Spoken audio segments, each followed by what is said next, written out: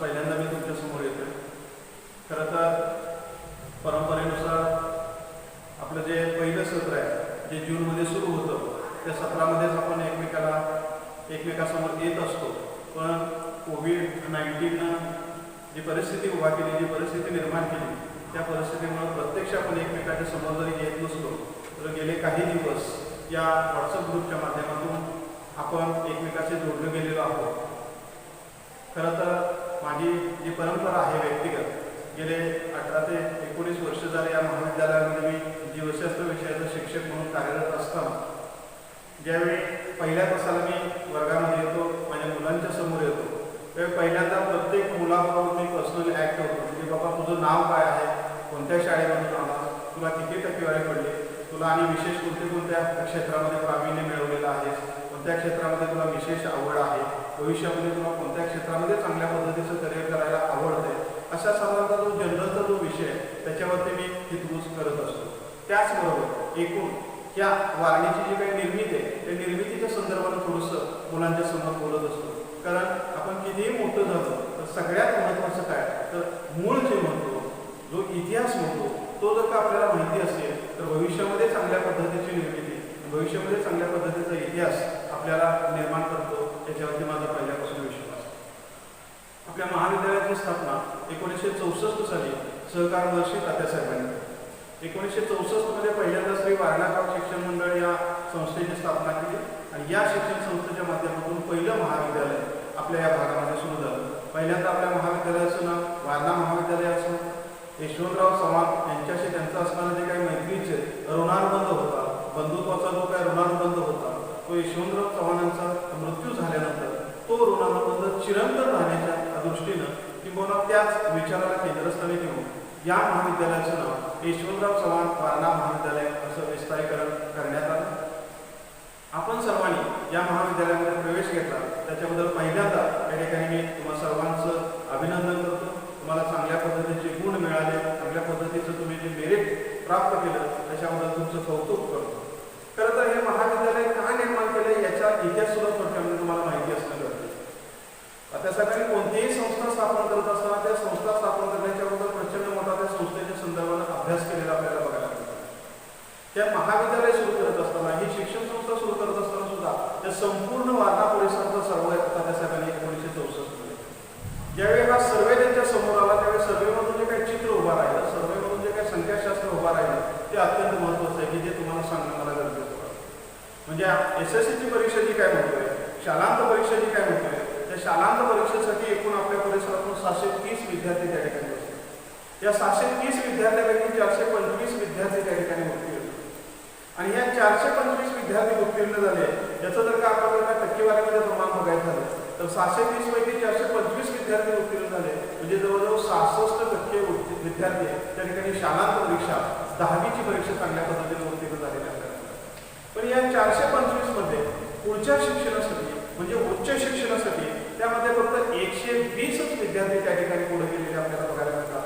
त्या काळात जो सर्वे झाला त्याच्यामध्ये म्हणजे जवळजवळ 23 ते 22% किंवा 23 ते 24% विद्यार्थी फक्त उच्च शिक्षणासाठी पुढे गेले आणि राहिलेले जे काही 66% विद्यार्थी होते त्या 66% विद्यार्थी सोय नसल्यामुळे, जाता येत नसल्यामुळे या ठिकाणी पुढचं शिक्षण क्षमता असताना सुद्धा घेऊ शकले.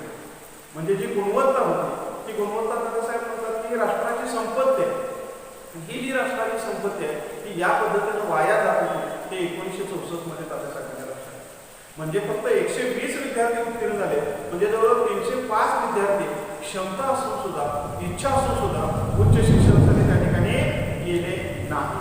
त्यामुळं हे जे 305 विद्यार्थी राहिले होते त्याच्यामध्ये काही डिस्टिंक्शनमध्ये होते, काही फर्स्ट क्लासमध्ये पास झाले होते, काही सेकंड क्लास पास झाले होते. म्हणजे गुणवत्ताक्षम विद्यार्थी, क्वालिटी असणारे काही स्टुडंट म्हणतोय ते सोय नसल्यामुळं त्या ठिकाणी त्यांच्या गुणवत्तेला त्या ठिकाणी थोडंसं गुणवत्ता थांबत होती आपल्या लक्षात. त्यामुळे या गुणवत्तेला वाव द्यायचा, ही गुणवत्ता पहिल्यांदा व्यक्तीच्या त्याचबरोबर समाजाच्या आणि याच्याच माध्यमातून राष्ट्रासाठी अर्पण करण्याची एक संधी म्हणून, एक महत् कार्य म्हणून त्या ठिकाणी वारणा महाविद्यालयाची स्थापना झाली. आणि पुन्हा एकदा आपण जर हे महाविद्यालय आपल्या पुढच्या शिक्षणासाठी निवडलं त्याबद्दल पुन्हा एकदा तुमचं मी अभिनंदन करतो. खरं तर या ठिकाणी बाळाचा जो काही विषय आहे तो विषय गेल्या 4 लेक्चरच्या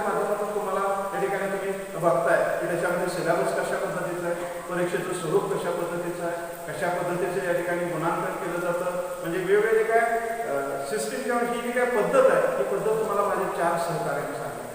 आज पुन्हा एकदा त्या संदर्भात असलेल्या काही गोष्टी मी परत माझ्या पद्धतीने तुमच्या समोर मांडतो.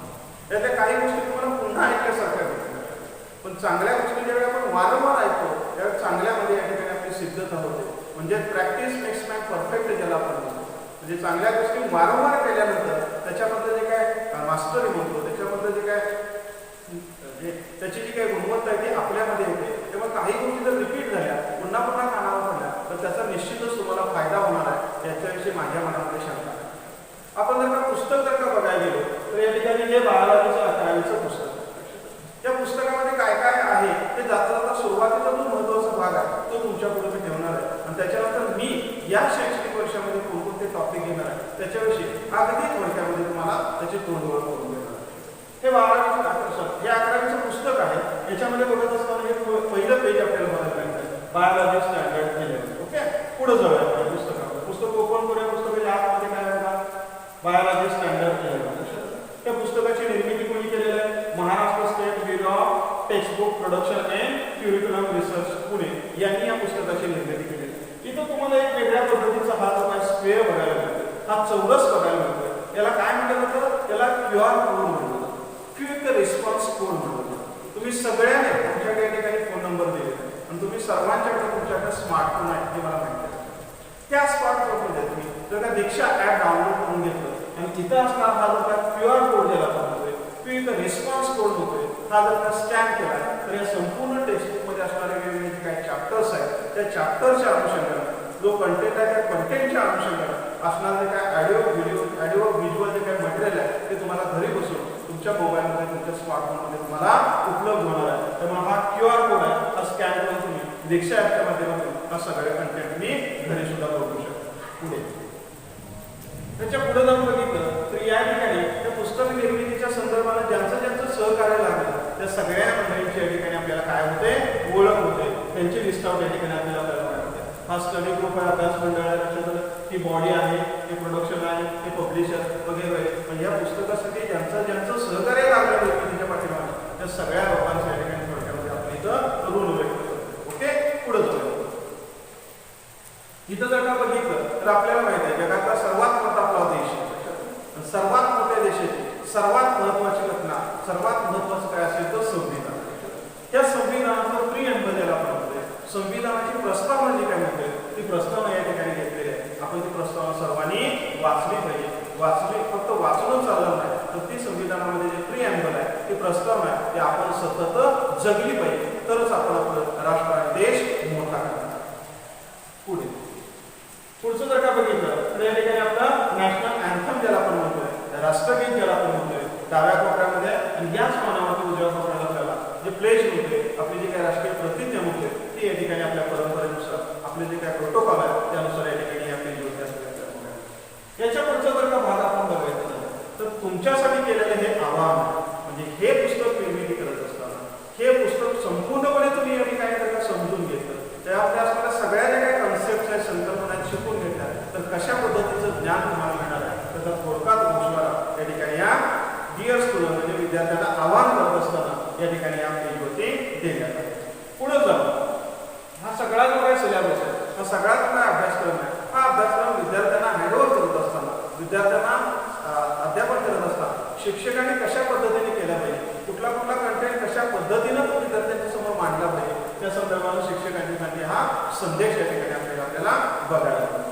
त्याच्या पुढे गेलं तर एक्झॅक्ट या ठिकाणी आपल्याला काय बघायला मिळतं, यस एकूण जे काही 5 युनिट या टेक्स्टबुकमध्ये आहे, म्हणजे एकूण 16 चॅप्टर्स आहेत, म्हणजे 16 धडे याच्यामध्ये आपल्याला बघायला मिळतात. आणि हे 16 धडे 5 युनिटमध्ये 5 विभागामध्ये लिस्ट आउट केलेले आहेत. ते 5 विभाग या ठिकाणी आपल्याला थोडक्यात दिलेले आहेत आणि त्याच्यामध्ये मी उल्लेख केला सुरुवातीला 215 पानांचं जे काही पुस्तक आहे त्या पुस्तकामध्ये असणारे जे 16 एकूण जे काही चॅप्टर्स आहेत ते 16 चॅप्टर्स.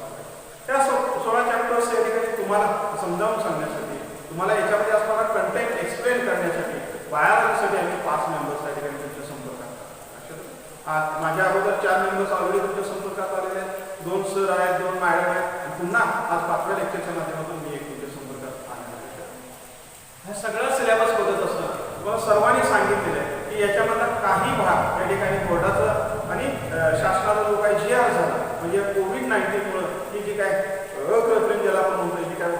उभा राहिलेले आहेत. त्याच्यामुळं वेळेत हा संपूर्ण सिलेबस पूर्ण व्हावा या दृष्टीने याच्यामधला थोडंसं सिलेबस म्हणजे काही पॉईंट्स त्याच्यामध्ये काय केलेलं आहे, डिलीट केलेले आहे. ते तुम्हाला सर्वस्वी आम्ही त्याची सॉफ्ट कॉपी ज्या म्हणतोय ते तुम्हाला दिलेले आहे. लक्षात आला आपला तो व्हॉट्सअपचा ग्रुप आहे आणि त्याच्या संदर्भात माझे 4 सहकारी याच्याबद्दल बोललेले आहेत. मी पुन्हा त्याच्यावरती जास्त आता बोलणार नाही. तो जो वगळलेला सिलेबस आहे तो फक्त या वर्षाच्या पुरता किंवा या वर्षापुरता सीमित असणारा भाग आहे. पुढच्या वर्षी तो पुन्हा ॲज इट इज होईल असा आपण आशावाद व्यक्त करायला काय अडचण येत नाही.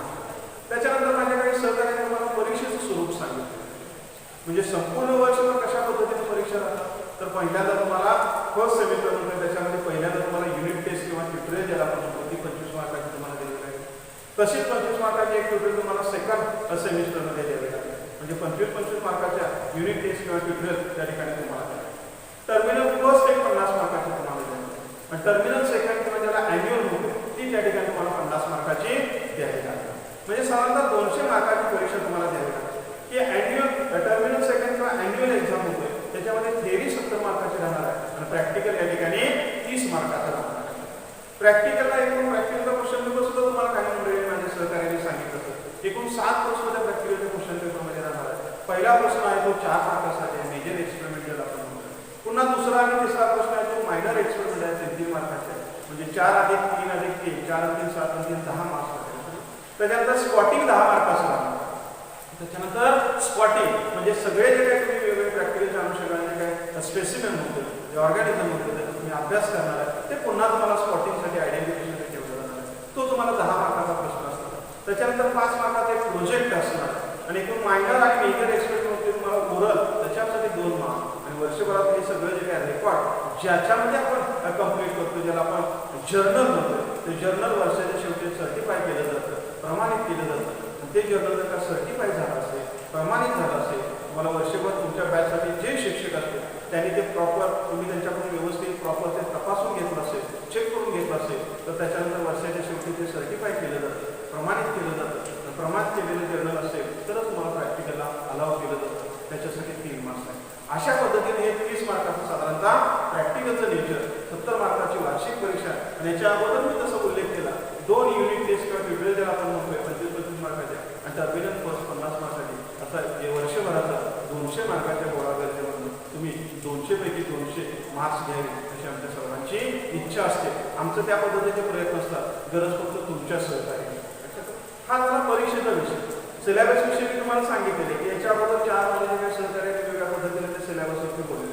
डिलिटेड सिलेबस तुम्हाला सांगितले.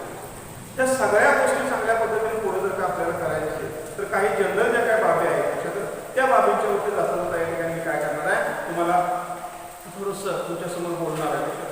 म्हणजे तुमच्यामध्ये काही मंडळी असतील की जे कशामधून आले असतील, कॉन्व्हेंटमधून आले असतील. त्यांना वाटत असेल की सर येतात, मॅडम येतात, बऱ्यापैकी मराठी बोलतात, तर तसं नाही. आमच्याकडे येणारे सगळे जे काही विद्यार्थी ते एकाच सिस्टममधून येत नाही. काही विद्यार्थी कॉन्व्हेंटमधून येतात, काही सेमीमधून येतात आणि काही मराठी माध्यमातून. ते तिन्ही माध्यमातून आलेल्या विद्यार्थ्यांना केंद्रस्थान ठेवून सगळा जो काही कॉन्सेप्ट असेल, सगळी जी काही संकल्पना असेल ती सर्वांना समजली पाहिजे या हेतून हा सगळा सिलेबस मी आणि माझे सगळे सहकारी त्या ठिकाणी काय करणार आहे पूर्ण करण्याचा नेहमी प्रयत्न करतो.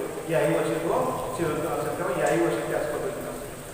अत्यंत महत्त्वाचं बऱ्यापैकी सगळ्या गोष्टी तुम्हाला समजाव्यात याच पद्धतीने मी आणि माझे सगळे सहकारी तुमच्या समोर उभा राहतो. समजा एखादा शब्द त्याच्यामधनं तुम्हाला घरी अभ्यास करत असताना वाटतं बाबा या शब्दाचा अर्थ आपल्याला कळला, त्यामुळे त्या वाक्याचा अर्थ लागेल, वाक्याचा अर्थ लागेल त्यामुळे त्या कन्सेप्टचा अर्थ येईल. तर तुमच्या सर्वांच्याकडे एक डिक्शनरी असणे गरजेचं. तुमच्या सर्वांच्याकडे एक डिक्शनरी असणं गरजेचं. म्हणजे सायंटिफिक डिक्शनरी जर का तुमच्याकडे असेल तर त्याचं मिनिंग जर का तुम्हाला घरी बसल्यावर अभ्यास करताना जर क्लिअर झालं तर तुमची थांबलेली गाडी आहे ती पुन्हा या ठिकाणी पुढं लगेच सुरू राहते. म्हणजे सगळ्यात महत्त्वाची मैत्री नवा मित्र जर का कुठला जोडायचा असेल तर डिक्शनरी तुमच्या सर्वांच्याकडे असणं गरजेचं आहे. हा पहिला महत्त्व. दुसरं महत्त्व या संदर्भात तुम्ही काय केलं पाहिजे, ग्रुप डिस्कशन हा अत्यंत महत्त्वाचा सायन्सच्या विज्ञानाच्या दृष्टीने. आता थोडीशी कोविडची परिस्थिती उभा राहिली त्यामुळे आपण थोडंसं सोशल डिस्टन्सिंग पाळतोय. आता ग्रुप डिस्कशनला मी दुसरा शब्द वापरतो या वर्षापासून पूर्ण डिस्कशन सुद्धा आपण करतो किंवा एक सुरक्षित अंतर ठेवतो. आपण एकमेकाबरोबर या सगळ्या म्हणजे तुमच्या गल्लीमध्ये तुम्ही जर का 4-5 विद्यार्थी असाल तर तुम्ही या ठिकाणी आमच्याकडून जे काही व्हॉट्सअपच्या माध्यमातून तुम्हाला कंटेंट मिळतोय तो कंटेंट तुम्ही बाबा चर्चा केली, ग्रुप डिस्कशन केलं तर तर ते तुम्हाला थोडंसं आणखी अधिकच फायदेशीर होतं असा माझा विश्वास आहे. त्यामुळे तुम्ही सर्वांनी एकत्र येऊन या सिलेबसवरती झालेल्या घटकावरती चर्चा केली. हा दुसरा महत्त्वाचा विषय. पहिल्यांदा डिक्शनरी पाहिजे, तुमचे लगेच शंका वगैरे जे काही शब्दाचा अर्थ आहे तो तुम्हाला कळून जाईल. त्याच्यानंतर दुसरं महत्त्वाचं ग्रुप डिस्कशन, फोन डिस्कशन, पण अत्यंत महत्त्वाचं काय सोशल डिस्टन्सिंग. ओके. त्याच्यानंतर तिसरं महत्त्वाचं काय आपल्याला काय बघावं लागेल तर तुमच्या सर्वांच्याकडे स्मार्टफोन आहे, तुमच्या सर्वांच्याकडे नेट अवेलेबल आहे, तुमच्या सर्वांच्याकडे स्मार्टफोन आहे, नेट अवेलेबल आहे. तुम्ही जर का गुगलला गेला, क्रोमला गेला, कोणत्याही टॉपिकमधला कोणत्याही कंटेंटमधला वर्ड तुम्ही टाईप केला की त्याच्यामध्ये असणारं प्रचंड मोठं जे काय म्हटलेलं आहे ते लगेच तुमच्यासमोर डिस्प्ले झालेलं तुमच्या स्क्रीनवरती आलेलं आहे. म्हणजे आम्ही सगळे कन्सेप्ट सांगतो. समजा फोटोसिंथेसिस असेल, रेस्पिरेशन असेल, डायव्हर्सिटी असेल, असा एखादा शब्द जरी तुम्ही टाईप केला गुगलवरती, क्रोमवरती, तर त्याच्या अनुषंगाने आजपर्यंत उपलब्ध असलेलं सगळं मटेरियल तुमच्या व्हॉट्सअपवर, तुमच्या मोबाईलवरती, स्मार्टफोनवरती तुम्हाला त्या ठिकाणी उपलब्ध होतं. त्या पद्धतीने सुद्धा तुम्ही त्याचं वेगवेगळे काय स्टडीचा भाग म्हणून त्याचा तुम्ही एक जादाचा भाग म्हणून त्या ठिकाणी तुम्ही करणं गरजेचं आहे. हा तिसरा महत्त्वाचा विषय. चौथा महत्त्वाचा विषय, ज्या ज्या कन्सेप्ट आम्ही सांगतो त्या कन्सेप्ट समजून घेणं म्हणतो. कारण तुम्ही वाचन जे म्हणतो, पाठांतर म्हणतो, त्याच्यामुळे पाठांतर केलं, सतत वाचन केलं तर तो जो काही भाग आहे तो काही काळासाठी तुमच्यासोबत राहतो. म्हणजे वाचन केलं, पाठांतर केलं, लोकंपट्टी ज्याला ग्रामीण भागामध्ये आपण म्हणतो, तर तुम्ही ते 1 दिवसासाठी तुमच्यासोबत आहे, 2 दिवसासाठी सोबत आहे, 4 दिवसासाठी सोबत आहे. बऱ्याच वेळा परीक्षेमध्ये सुद्धा तुम्हाला ती लोकंपट्टी आठवेल. पण ते जर चिरंतन पाहिजे असेल, थ्रूआउट लाईफ तुमच्याबरोबर पाहिजे असेल, भविष्यात सतत ते सावलीसारखं तुमच्यासोबत पाहिजे असेल तर तो कन्सेप्ट, ती संकल्पना, ती तुम्ही काय केली पाहिजे समजून घेतली. एकदा समजून घेतली की लिहायला काही अवघड होत नाही. त्यामुळे प्रत्येक जो काही भाग असेल तो समजून घेतला. आता याच्यावरती तुम्हाला माहिती आहे बोर्डाची परीक्षा तुम्हाला द्यायची, सीईटीची परीक्षा तुम्हाला द्यायची, त्याच्यानंतर नीटची परीक्षा. म्हणजे ह्या ज्या महत्त्वाच्या परीक्षा आहेत नीटसारख्या, त्या सीईटीच्या परीक्षा आहेत, याच्यावरती 11वी आणि 12वी हा सगळा जो काय अभ्यासक्रम आहे तो अभ्यासक्रम अत्यंत महत्त्वाचा होतो. म्हणजे 12वीत गेल्यानंतर भाऊ पुन्हा तयार करूया असं म्हणून चालणार नाही. ज्या ज्यावेळी जो भाग होतो तो त्या त्यावेळी आपल्याला 11वीच्या परीक्षेसाठी द्यायचा आहे, सीईटीच्या परीक्षेसाठी याच्यावरती प्रश्न असणार आहे. 12वी झाल्यानंतर नीटची परीक्षा जी आपण देणार आहे त्या नीटच्या परीक्षेमध्ये सुद्धा याच्यावरती प्रश्न असणार आहे. त्यामुळे तुम्ही जो भाग शिकताय तो चांगल्या पद्धतीने समजून घेऊन नेहमी त्याच्यावरती तुमची उजळणी होत राहिली पाहिजे. कारण सीईटी आणि नीट या दोनच परीक्षा भविष्यामध्ये तुम्ही कुठल्या सेक्टरमध्ये जाणार आहे, कुठल्या प्रांतामध्ये जाणार आहे, त्याचे जे काही डोर्स होते, त्याचे दरवाजे होते, त्याचं प्रवेशद्वार आहे ते तुम्हाला मी पुन्हा वेगळं सांगणार. त्यामुळे सीईटी, नीट ह्या ज्या परीक्षा आहेत त्या चांगल्या पद्धतीने क्रॅक करायचे असतील, चांगल्या पद्धतीने तुम्हाला जर का त्याच्यामध्ये ठीक आहे गुणांकन होतं, मानांकन होतं, त्याच्यामध्ये रेकॉर्ड जर चांगलं करायचं असेल तर 11वीचा 12वीचा संपूर्ण सिलेबस तुम्ही चांगल्या पद्धतीनं शिकू शकता. नीटच्या परीक्षेसाठी मला विशेष करून एक महत्त्वाची गोष्ट सांगायची. तुम्ही कॉन्सेप्ट क्लिअर कराच, पण त्याच्यावर तुम्ही काय करू बाबा या सीईटीच्या परीक्षा कधी सुरू झाल्या, त्या नीटच्या परीक्षा कधी सुरू झाल्या आणि झाल्यानंतर आजपर्यंत त्या सीईटीसाठी त्या प्रत्येक विषयावरती, आजपर्यंत नीटसाठी त्या प्रत्येक विषयावरती कोणकोणत्या पद्धतीचे प्रश्न आलेले ते क्वेश्चन बँक तयार करण्याचे जे काय काम होतं हे जर का केलं तर हे सुद्धा तुम्हाला चांगल्या पद्धतीचा स्कोर काढण्यासाठी मदत करतंय, हेल्पफुल करतंय. हे कधीही विसरायचं म्हणजे एक तुम्ही 11-12चा सिलेबस सगळा तुम्ही तयार करा चांगल्या पद्धतीने समजून घ्या.